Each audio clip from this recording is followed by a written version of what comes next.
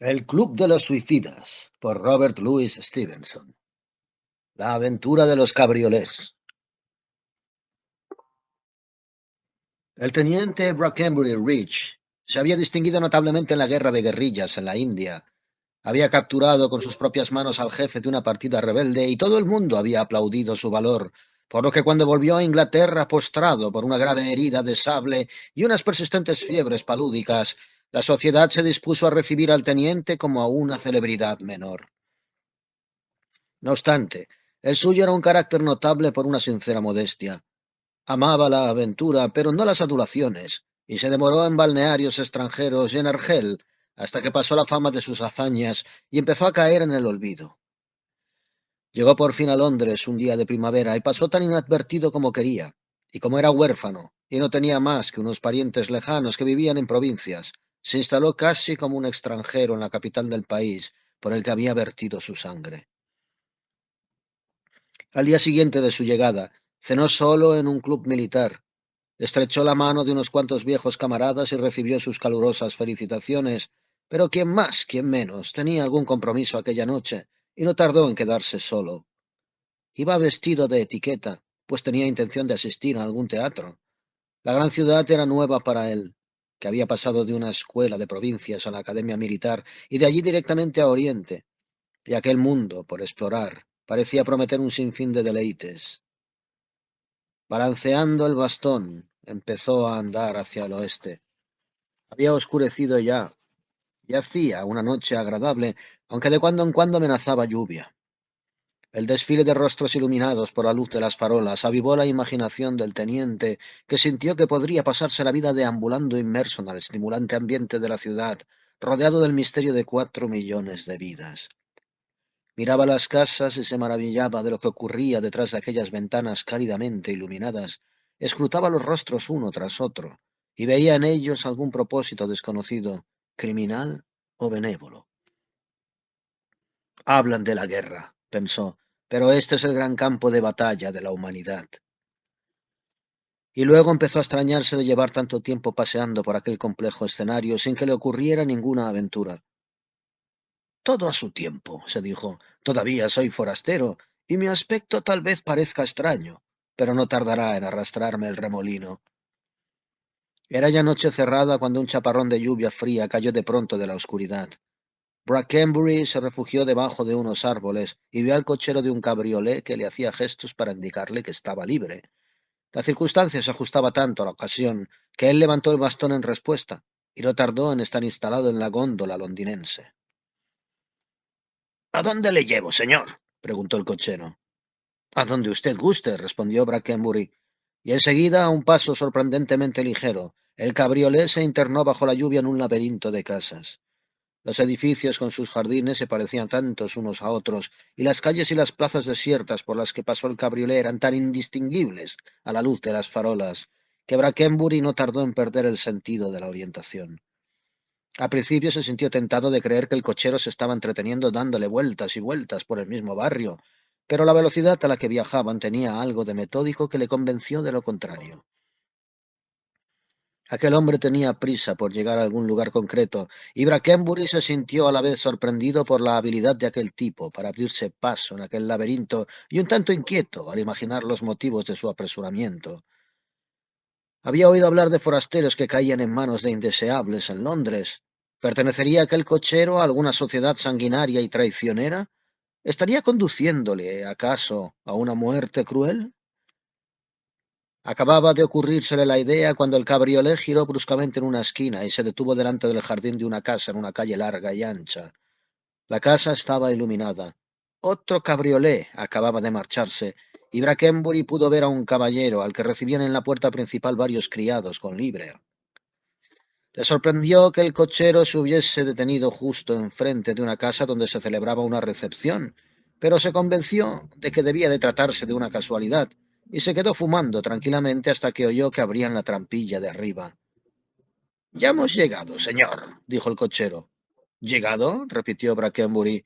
¿A dónde? —Usted me pidió que le llevara a donde gustase —replicó el hombre con una risita—, y aquí estamos. A Brackenbury le pareció que tenía una voz extraordinariamente suave y cortés para tratarse de un hombre de posición tan inferior. Recordó la velocidad a la que lo había llevado, y de pronto se le ocurrió que el cabriolé estaba acondicionado de un modo más lujoso que la mayoría de los vehículos públicos. Debo pedirle que se explique, dijo. ¿Pretende dejarme aquí bajo la lluvia? Amigo mío, creo que esa decisión debo tomarla yo. La decisión es suya, desde luego, respondió el cochero, pero cuando se lo explique, creo saber lo que decidirá un caballero como usted. En esa casa se celebra una reunión de caballeros. No sé si el dueño es forastero en Londres y no tiene amigos, o si se trata de alguien con aficiones un tanto excéntricas. Lo que sí sé es que me encargaron recoger a cualquier caballero que paseara solo en traje de etiqueta, a tantos como quisiera, pero preferentemente militares. No tiene más que entrar y decir que le ha invitado el señor Morris. ¿Es usted el señor Morris? Preguntó el teniente. Oh, no, replicó el cochero. El señor Morris es el dueño de la casa. No es un modo muy habitual de invitar a la gente, dijo Blackberry. Aunque si se trata de un excéntrico, puede haberse permitido el capricho sin tener la intención de ser ofensivo. Y en caso de que me negase a aceptar la invitación del señor Morris, prosiguió, ¿qué ocurriría? Mis órdenes son llevarle de vuelta a donde le recogí, replicó el hombre, y seguir buscando a otros hasta medianoche. El señor Morris dijo que no quería invitados que no estuviesen interesados en esta aventura. Sus palabras acabaron de decidir al teniente. Después de todo, pensó mientras se apeaba del cabriolé, tampoco he tenido que esperar tanto a que apareciese mi aventura. Apenas había puesto el pie en la acera y aún estaba hurgándose el bolsillo para pagar la carrera cuando el cabriolé dio la vuelta y se fue a toda prisa por donde había venido. Brackenbury le gritó al cochero, que no prestó atención, y siguió su camino. Sin embargo, en la casa sí le oyeron, y volvieron a abrir la puerta. Un chorro de luz iluminó el jardín, y un criado corrió a recibirle con un paraguas. Ya hemos pagado al cochero, observó el sirviente en tono muy educado, y procedió a acompañar a Brackenbury por el sendero y escalones arriba. En el vestíbulo, otros criados le cogieron el sombrero, el bastón y el abrigo, le dieron un resguardo y le llevaron, con mucha educación y apresuramiento, por unas escaleras adornadas con flores tropicales, hasta la puerta de un apartamento en el primer piso. Allí un solemne mayordomo le preguntó su nombre, y tras anunciar al teniente Brackenbury Rich, le hizo pasar al salón de la casa. Un joven esbelto y muy bien parecido se adelantó y le saludó con aire a la vez cortés y afectuoso. Cientos de velas, de la mejor cera, iluminaban una habitación que estaba perfumada, como la escalera, con una profusión de raras y hermosas plantas con flores. En un lateral había una mesa cubierta de tentadoras viandas. Varios sirvientes iban y venían con frutas y copas de champán. El grupo lo formaban unas 16 personas, todos hombres, muy pocos de los cuales habían pasado de la edad madura, todos de aspecto elegante y decidido. Estaban divididos en dos grupos, uno en torno a un tablero de ruleta y otro reunido alrededor de una mesa en la que uno de ellos dirigía una partida de baccarrá. Ahora comprendo, pensó Brackenbury, esto es un salón de juego y el cochero debía de ser un gancho. Su mirada reparó en los detalles, y su imaginación llegó a aquella conclusión mientras su anfitrión le estrechaba la mano, y concluida tan rápida inspección, Brackenbury volvió a fijarse en él. Al contemplarlo por segunda vez, el señor Morris resultaba aún más sorprendente que al principio. La sencilla elegancia de sus modales, la distinción, la amabilidad y el valor que traslucía en todos sus rasgos casaban muy mal con los prejuicios del teniente respecto al propietario de un garito. Por si fuera poco, el tono de su conversación parecía propio de un hombre cultivado y de buena posición. Brackenbury descubrió que sentía una simpatía casi instintiva por su anfitrión, y aunque se reprochó su debilidad, fue incapaz de resistirse a una especie de atracción amistosa por el carácter y la persona del señor Morris.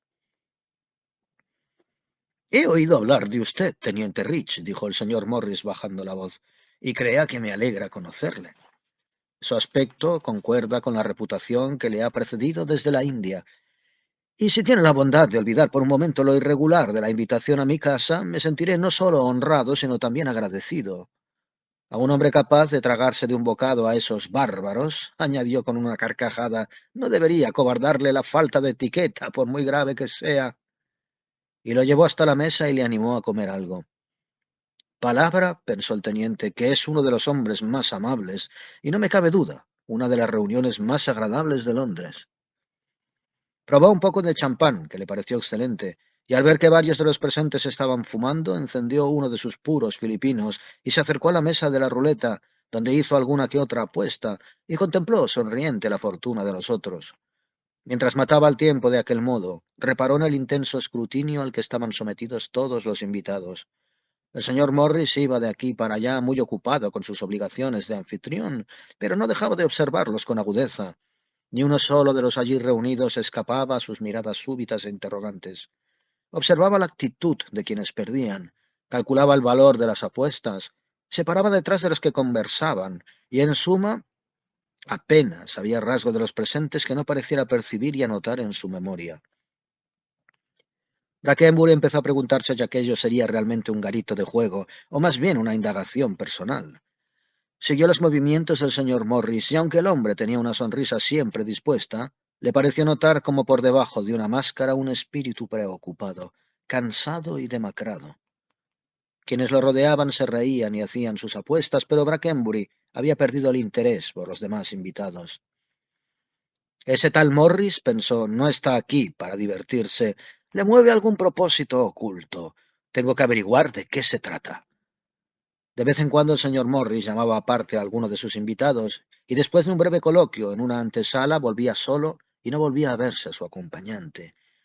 Después de varias repeticiones, aquella forma de actuar despertó sobremanera la curiosidad de Brackenbury. Decidió llegar al fondo de aquel pequeño misterio cuanto antes, y como quien no quiere la cosa se coló en la antecámara, donde descubrió el hueco de una ventana oculto por unas cortinas de color verde muy a la moda, y se ocultó allí a toda prisa. No tuvo que esperar mucho antes de que se acercaran el ruido de unos pasos y unas voces procedentes del salón principal.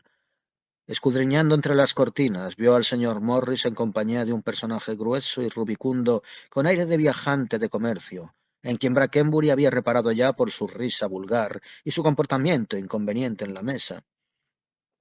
Los dos se detuvieron justo delante de la ventana, de modo que Brackenbury no se perdió detalle de la siguiente conversación. Le pido mil perdones, empezó el señor Morris en tono conciliador, y si le parezco brusco, estoy seguro de que sabrá perdonarme. En un sitio tan grande como Londres es normal que se produzcan malentendidos y solo podemos aspirar a ponerle remedio lo antes posible. No negaré que temo que haya cometido usted un error y haya honrado mi humilde casa por equivocación, pues hablando abiertamente, no recuerdo cuándo llegó usted. Permítame plantearlo sin circunloquios innecesarios. Entre caballeros basta con una palabra. ¿En casa de quién cree usted que se encuentra? En casa del señor Morris, replicó el otro dando grandes muestras de una confusión que había aumentado visiblemente con sus palabras. ¿John Morris o James Morris? Inquirió el anfitrión. La verdad, no sabría decirle, replicó el ofuscado visitante. Lo conozco tanto como a usted. Comprendo, dijo el señor Morris. Hay otra persona que se llama igual al final de esta misma calle. No me cabe duda de que el sereno podrá facilitarle el número. Crea usted que celebro este malentendido que me ha procurado el placer de su compañía todo este tiempo, y deja que le diga que me encantaría volver a verle en circunstancias más normales. Ahora, por nada en el mundo querría apartarlo ni un minuto más de sus amigos. John, añadió levantando la voz, ¿quieres ayudar a este caballero a encontrar su abrigo? Y con aire muy solícito, el señor Morris acompañó a su visitante hasta la puerta de la antesala, donde lo dejó a cargo del mayordomo. Al pasar por delante de la ventana de regreso al salón, Brackenbury lo oyó exhalar un profundo suspiro, como si pesara sobre su imaginación una enorme angustia, y sus nervios estuvieran exhaustos por su tarea. Durante cerca de una hora siguieron llegando cabriolés, con tanta frecuencia que el señor Morris tuvo que recibir a un nuevo invitado por cada uno al que despedía, y el número de los presentes siguió siendo el mismo. Sin embargo, luego las llegadas se fueron espaciando y terminaron por cesar del todo, mientras el proceso de eliminación proseguía invariable. El salón empezó a quedarse vacío. La partida de baccarrás se interrumpió por falta de alguien que hiciera de banca. Más de uno se despidió por voluntad propia y se le dejó partir sin que nadie lo impidiera. Y entre tanto el señor Morris duplicó sus atenciones con los que quedaban. Iba de grupo en grupo y de persona en persona con enorme simpatía y una charla apropiada y agradable. Parecía más una anfitriona que un anfitrión, y había cierta coquetería y condescendencia femenina en sus modales que cautivaba el corazón de todos. Cuando el número de los presentes se volvió más reducido, Rich salió un momento del salón al vestíbulo en busca de aire fresco, pero nada más cruzar el umbral de la antecámara lo dejó pasmado un asombroso descubrimiento. Las macetas con flores habían desaparecido de la escalera. Tres grandes carretas de mudanzas esperaban junto a la valla del jardín. Los sirvientes estaban ocupados desmontando la casa y algunos ya se habían puesto el abrigo y se disponían a partir. Era como el final de un baile en el campo, donde todo se ha dispuesto por contrato. Brackenbury tuvo mucho en lo que pensar. En primer lugar, habían despedido a los invitados que ni siquiera eran verdaderos invitados, y ahora los sirvientes, que al fin y al cabo no podían ser verdaderos sirvientes, también se estaban marchando.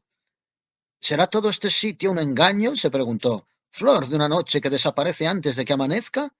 Aprovechando una oportunidad, Brackenbury subió corriendo las escaleras hasta el piso de arriba. Fue como había imaginado.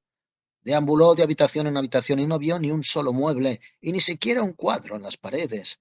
Aunque habían pintado y empapelado la casa, ahora no solo estaba deshabitada, sino que además era evidente que lo había estado siempre. El joven oficial recordó con sorpresa el aspecto definitivo, hospitalario e ilusorio que había tenido a su llegada. Aquella impostura solo podía haberse representado a tan gran escala, a un coste extraordinario. ¿Quién era entonces el señor Morris? ¿Cuál era su intención al representar el papel de propietario una sola noche en el remoto oeste de Londres? ¿Y por qué escogía a sus invitados al azar en mitad de la calle? Brackenbury recordó que ya se había entretenido demasiado y se apresuró a volver con sus compañeros.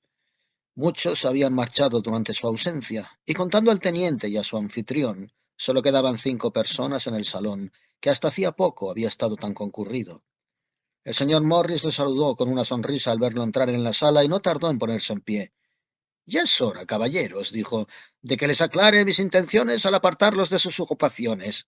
Confío en que la noche no se les haya hecho demasiado aburrida, pero mi propósito, lo confieso, no era entretenerles, sino ayudarme a mí mismo en un desdichado compromiso. Todos ustedes son caballeros, prosiguió. Su aspecto les delata, y es para mí suficiente garantía.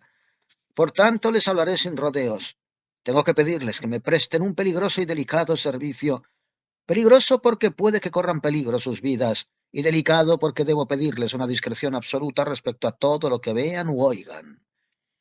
Soy muy consciente de que viniendo de un completo desconocido, mi propuesta resulta extravagantemente cómica, y añadiré que si alguno de los presentes cree haber oído suficiente, si alguno de ustedes les acobarda una confidencia peligrosa y un poco de devoción quijotesca por un desconocido, le tenderé mi mano, le daré las buenas noches y me despediré de él con toda la sinceridad del mundo. Un hombre alto y moreno que caminaba muy encorvado respondió en el acto a sus palabras. Alabo su franqueza, señor, dijo, y me marcho. No haré comentarios, pero no puedo negar que despierta usted en mí muchas sospechas. Me voy, digo, y tal vez piense que no tengo derecho a añadir palabras a mis actos. Al contrario, replicó el señor Morris, le quedo muy agradecido por todo lo que ha dicho. Sería imposible exagerar la gravedad de mi propuesta. En fin, caballeros, ¿qué dicen ustedes?, preguntó el hombre alto dirigiéndose a los demás. Ya hemos tenido suficiente diversión por esta noche. ¿Les parece que nos volvamos pacíficamente todos juntos? Me estarán agradecidos por la mañana, cuando puedan volver a ver el sol con seguridad y la conciencia tranquila. El hombre pronunció esas últimas palabras en un tono que les imprimió mucha fuerza, y su semblante adoptó una expresión peculiar, llena de gravedad y significado. Otro miembro del grupo se levantó apresuradamente y se dispuso a marcharse con aire asustado. Solo faltaban dos por echarse atrás: Brackenbury y un anciano, comandante de caballería, de nariz colorada, pero los dos adoptaron una actitud relajada, y aparte de una mirada de complicidad que intercambiaron rápidamente, daban la impresión de que la discusión a la que acababan de asistir no fuera con ellos. El señor Morris acompañó a los desertores hasta la puerta, que se cerró a su salida, y luego se volvió con una expresión que era una mezcla de alivio y animación, y se dirigió a los dos oficiales. He elegido a mis hombres como Josué en la Biblia, dijo el señor Morris, y ahora estoy convencido de contar con los más escogidos de Londres. Primero, su aspecto agradó a mis cocheros, luego me cautivó a mí, He observado su manera de comportarse entre desconocidos y en circunstancias muy poco habituales.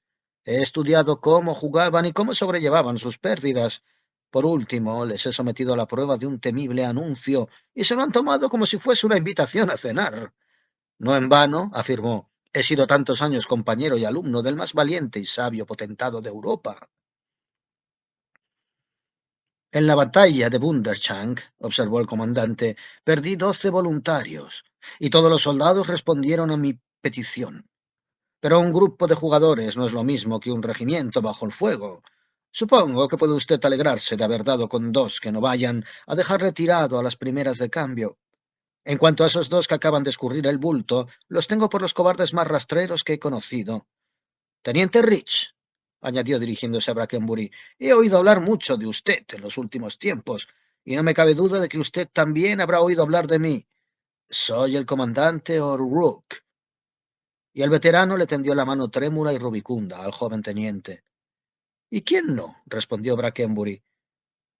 Cuando se solucione este asuntillo, dijo el señor Morris, verán que les he recompensado de sobra, pues no se me ocurre mejor favor que haber mediado para que se conozcan. ¿Y bien? Inquirió el comandante O'Rourke. ¿Se trata de un duelo? De una especie de duelo, replicó el señor Morris. Un duelo con enemigos peligrosos y desconocidos, y mucho me temo que a muerte. Debo pedirles, prosiguió, que dejen de llamarme Morris, si no les importa. Llámenme Hammersmith. Les agradeceré que no traten de averiguar mi verdadero nombre, ni el de otra persona, a quien espero poder presentarles pronto. Hace 3 días, la persona de quien les hablo desapareció de pronto de su casa, y hasta esta mañana no he tenido la menor noticia acerca de su paradero. Comprenderán mi preocupación si les digo que está obligado a tomarse la justicia por su mano. Atado por un desdichado juramento, pronunciado demasiado a la ligera, considera necesario liberar al mundo de un criminal sanguinario e insidioso. 2 de nuestros amigos, uno de ellos mi propio hermano, han perecido ya en el intento. Y, o mucho me equivoco, o él también ha caído en sus malignas redes, pero al menos vive todavía y conserva la esperanza tal como demuestra esta nota. Y quien hablaba, que no era otro que el coronel Geraldine, les mostró una carta redactada en los términos siguientes. Comandante Hammersmith, el miércoles a las 3 de la madrugada le abrirá la puerta trasera de los jardines de Rochester House, en Regent's Park, un hombre que goza de mi más absoluta confianza. Debo pedirle que no se retrase usted un segundo. Por favor, traiga el estuche de mis espadas, y si puede encontrar a 1 o 2 caballeros discretos y valientes que no hayan oído hablar de mí. Mi nombre no debe salir a relucir en este asunto. T. Godall. Aunque solo sea por prudencia, e incluso si no poseyera otras cualidades, prosiguió el coronel Geraldine con su auténtica voz, cuando los otros terminaron de satisfacer su curiosidad, las órdenes de mi amigo deben cumplirse al pie de la letra. De modo que no necesito decirles que ni siquiera me he acercado a Rochester House y que estoy tan a ciegas como pueden estarlo ustedes respecto a la naturaleza del dilema que preocupa a mi amigo. En cuanto recibí esta orden, me puse en contacto con una casa de alquiler de muebles y en pocas horas la casa en la que estamos había adoptado un aire festivo. Mi plan, al menos, era original, y no lamento haberlo puesto en práctica, ya que me ha procurado los servicios del comandante O'Rourke y el teniente Brackenbury. Pero los sirvientes de las casas vecinas se llevarán una extraña sorpresa. La casa que esta noche estaba llena de luces y visitantes, mañana por la mañana la encontrarán deshabitada y en venta. Ya ven, añadió el coronel, que incluso los asuntos más serios tienen su lado cómico. Añadámosle también un final feliz, dijo Brackenbury. El coronel consultó su reloj. Son casi las 2, dijo. Tenemos 1 hora por delante y un cabriolé esperando en la puerta. Díganme si puedo contar con su ayuda. En toda mi larga vida, replicó el comandante O'Rourke, jamás me he echado atrás en nada. Ni siquiera he vacilado al hacer una apuesta. Brackenbury le indicó con corrección exquisita que podía contar con él, por lo que después de ofrecerles 1 o 2 copas de vino, el coronel les entregó a cada uno un revólver cargado y los 3 subieron al cabriolé y partieron hacia la dirección indicada. Rochester House era una magnífica residencia a orillas del canal. La enorme extensión del jardín lo aislaba de modo excepcional de las molestias de la vecindad. Parecía el Parc aux Cerfs de algún gran aristócrata o millonario. Por lo que se veía desde la calle, no había ni el menor resplandor de luz en ninguna de las muchas ventanas de la mansión, y el lugar parecía descuidado, como si el dueño llevase fuera una larga temporada. Despidieron al cabriolé y los tres caballeros no tardaron en encontrar la puerta trasera, que era una especie de poterna en un callejón entre dos de los muros del jardín. Todavía faltaban 10 o 15 minutos hasta la hora acordada. Llovía mucho y los aventureros se refugiaron debajo de una hiedra colgante y conferenciaron en voz baja acerca de la inminencia de la prueba. De pronto Geraldine levantó el dedo para pedir silencio y los tres aguzaron el oído al máximo. Entre el ruido constante de la lluvia se oyeron las voces y los pasos de dos hombres al otro lado del muro, y a medida que se acercaban, Brackenbury, que tenía el oído muy agudo, pudo incluso entender fragmentos de su conversación. ¿Está acabada la tumba?, preguntó uno. Sí, replicó el otro, detrás del seto de laurel. Cuando hayamos terminado podemos taparla con una pila de leños. El que había hablado primero se echó a reír, y el sonido de su risa estremeció a quienes le escuchaban al otro lado. Ya solo falta una hora, dijo, y por el sonido de sus pasos se hizo evidente que los dos se habían separado e iban en direcciones diferentes. Casi inmediatamente después abrieron cautelosamente la poterna. Un rostro lívido se asomó al callejón y una mano les hizo una seña a los que esperaban. En absoluto silencio los tres entraron por la puerta, que se cerró en el acto a sus espaldas, y siguieron a un guía por varios caminos del jardín, hasta la puerta de la cocina de la casa. En la gran cocina pavimentada, que estaba desprovista de los muebles habituales, ardía una única vela, y mientras el grupo subía por la escalera de caracol, el ruido que hacían las ratas atestiguó de manera aún más clara el estado de abandono en que se encontraba el edificio. Su guía les precedía, sosteniendo la vela. Era un hombre delgado, muy encorvado, pero todavía ágil, y de vez en cuando se volvía y les pedía por gestos que guardasen silencio y tuvieran cuidado. El coronel Geraldine le seguía con el estuche de las espadas debajo de un brazo y una pistola dispuesta en la otra mano. A Brackenbury el corazón le latía a toda velocidad. Reparó en que todavía tenían tiempo, pero dedujo, por la prisa que se daba el viejo, que la hora decisiva debía de estar próxima. Las circunstancias de aquella aventura eran tan oscuras y amenazantes, y el lugar parecía tan bien elegido para cometer actos de la más siniestra naturaleza, que incluso a un hombre mayor que Brackenbury podría habérsele disculpado la emoción que sintió el teniente mientras cerraba la marcha por la escalera de caracol. Al llegar arriba, el guía abrió una puerta e hizo pasar a los tres oficiales a una pequeña habitación, iluminada por una lámpara humeante, y el resplandor de un modesto fuego. En el rincón de la chimenea había sentado un hombre fornido, recién entrado en la edad madura, aunque de aspecto cortés y autoritario. Su actitud y su expresión afectaban una impasible compostura. Estaba fumándose un puro con sumo placer y cuidado, y en la mesita que tenía al lado había un vaso alto con una bebida efervescente que difundía un agradable olor por la habitación. Bienvenidos, dijo tendiéndole la mano al coronel Geraldine. Sabía que podía contar con vuestra puntualidad. Y con mi devoción, replicó el coronel con una reverencia. Presentadme a vuestros amigos, prosiguió el primero, y una vez hechas las presentaciones añadió con la más exquisita afabilidad. Ojalá, caballeros, pudiera ofrecerles un programa más alegre. Es muy descortés inaugurar una amistad con asuntos tan serios, pero la fuerza de los acontecimientos es mayor que las obligaciones de la buena camaradería. Espero y confío en que sepan perdonarme esta tarde tan desagradable, aunque, a hombrea de su valía, les bastará con saber que me están haciendo un enorme favor. Vuestra Alteza, dijo el comandante, deberá perdonar mi falta de tacto. No puedo ocultar lo que sé. Hace un rato que sospecho del comandante Hammersmith, pero el señor Goodall es inconfundible. Encontrar a dos personas en Londres que no conocieran al príncipe Florissel de Bohemia era pedirle demasiado a la diosa Fortuna. «¿El príncipe Florissel?», exclamó Brackenbury perplejo, y examinó con el mayor interés los rasgos del famoso personaje que tenía delante. «No lamentaré la pérdida del incógnito», observó el príncipe, «pues me permite darle las gracias con mayor autoridad. No me cabe duda de que habrían hecho ustedes lo mismo por el señor Goodall que por el príncipe de Bohemia, aunque éste tal vez pueda hacer más por ustedes. El gusto es mío», añadió con un gesto cortés. Y un instante después estaba conversando con los dos oficiales acerca del ejército de la India y las tropas nativas, un asunto sobre el que, igual que en todos los demás, estaba muy bien informado y tenía opiniones muy sensatas. Había algo tan sorprendente en la actitud de aquel hombre, en un momento de peligro mortal, que a Brackenbury lo embargó una admiración respetuosa, aparte de que lo cautivaran el encanto de su conversación o la sorprendente naturalidad de sus modales. Hasta sus más mínimos gestos y entonaciones eran no sólo nobles en sí mismos, sino que parecían ennoblecer al afortunado mortal a quien iban dirigidos. Y Brackenbury tuvo que admitir con entusiasmo que era un soberano por quien cualquier hombre valiente daría su vida agradecido.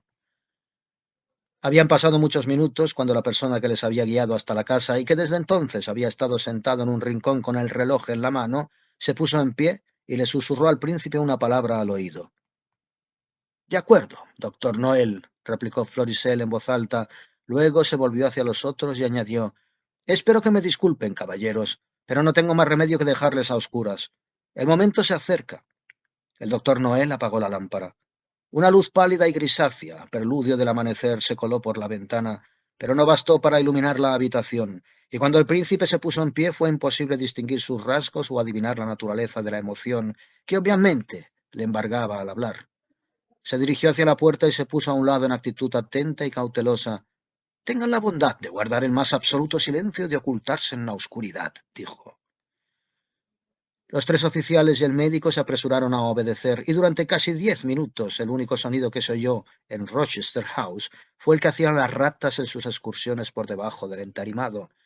Finalmente el ruidoso chirrido del gozne de una puerta quebró el silencio con una claridad sorprendente, y poco después oyeron unos pasos lentos y precavidos que subían por la escalera de la cocina. Cada 2 pasos el intruso daba la impresión de detenerse a escuchar, y en esos intervalos, que parecían no tener fin, un profundo desasosiego embargó el ánimo de los que esperaban. El doctor Noel, pese a estar acostumbrado a las emociones peligrosas, sufría una postración casi lamentable. El aire silbaba en sus pulmones, le rechinaban los dientes, y sus articulaciones crujían ruidosamente cada vez que cambiaba nervioso de postura. Por fin una mano levantó el pestillo con un leve sonido.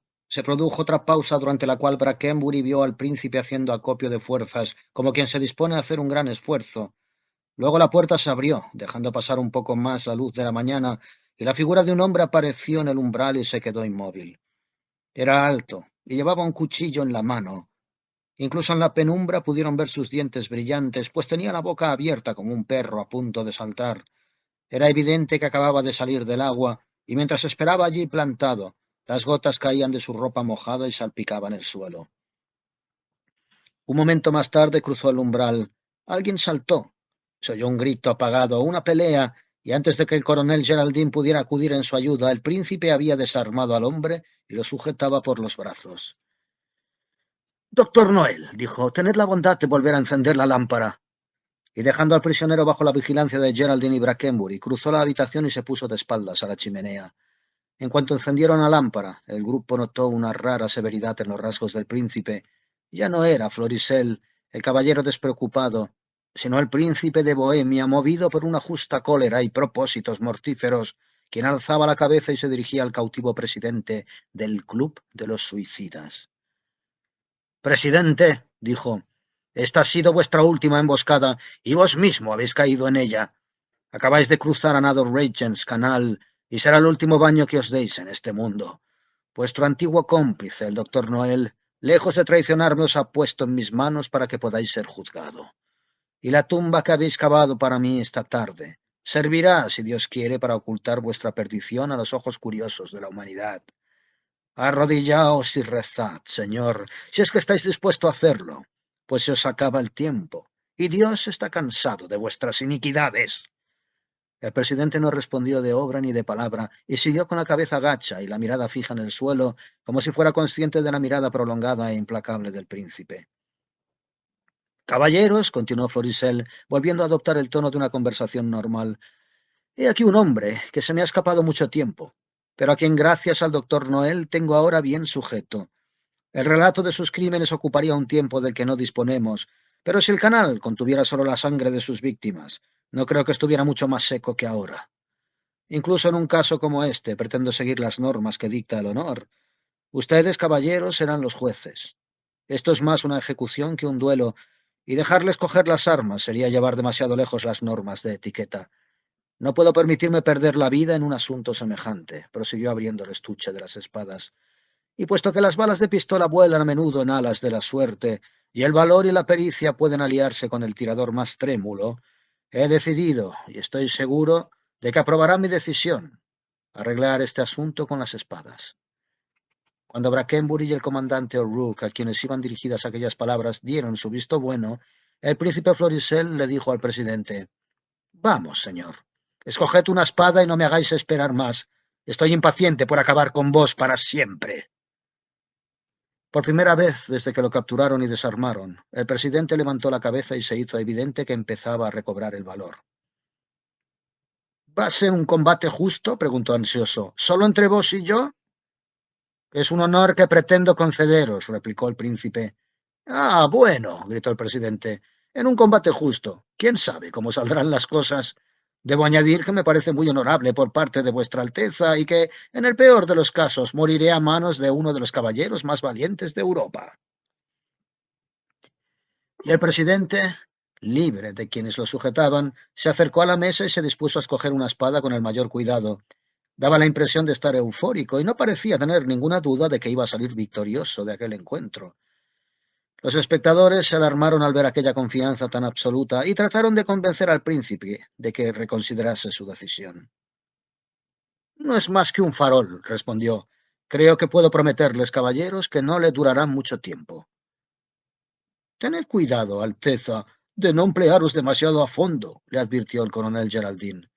«Geraldine», replicó el príncipe, «¿me habéis visto fracasar alguna vez en una deuda de honor? Os debo la muerte de este hombre y la tendréis». El presidente eligió por fin uno de los estoques y, con un gesto dotado de cierta ruda nobleza, les indicó que estaba dispuesto. La proximidad del peligro y el sentido del valor le prestaron incluso a aquel malvado despreciable un aire viril, no del todo exento de elegancia.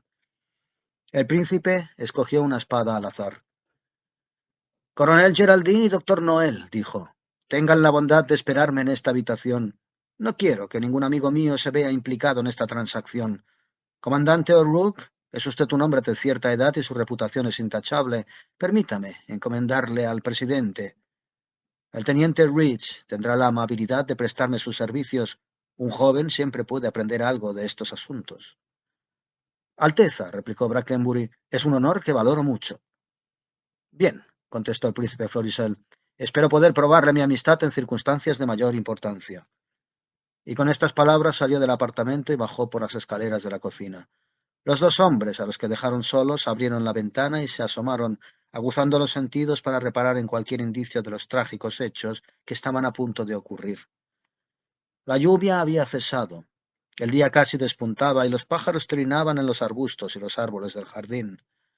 El príncipe y sus acompañantes quedaron a la vista un instante mientras recorrían un sendero entre dos setos floridos, pero en la primavera revuelta del camino se interpuso el follaje y volvieron a desaparecer.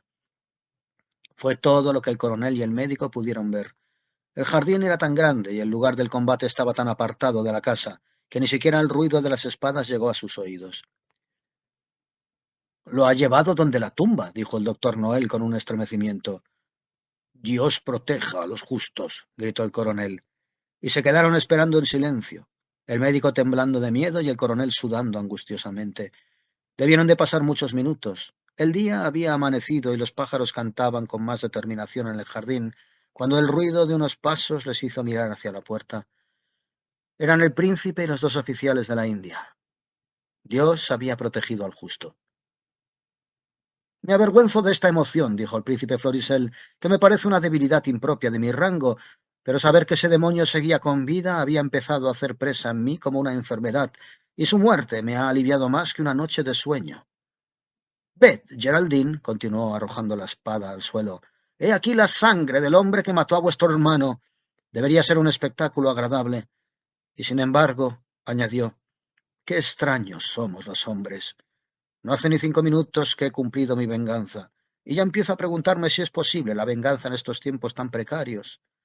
Los males que hizo, ¿quién puede deshacerlos?